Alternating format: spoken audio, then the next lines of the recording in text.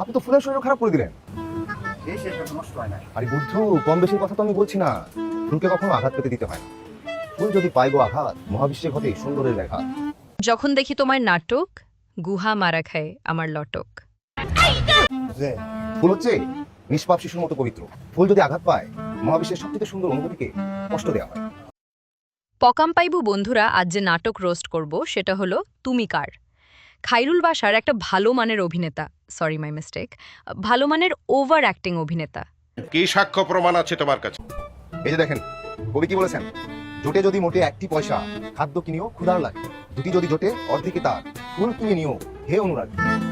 এত পরিমাণ over acting করে যখন দেখি তখন মনে হয় নিজেদের পাশা নিজেই মারতেছি, তুদের দিতে ইচ্ছা করে।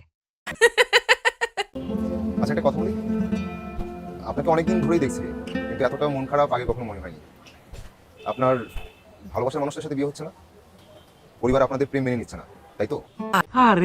ওরে বোকা ছুদা, একটা মেয়ের মন খারাপ হলেই যে বাসাই প্রেমিককে মেনে নিচ্ছে না এটা না, এমনও তো হতে পারে হাগা লাগছে, মেয়েটির হাগার জায়গা খুঁজে পাচ্ছে না।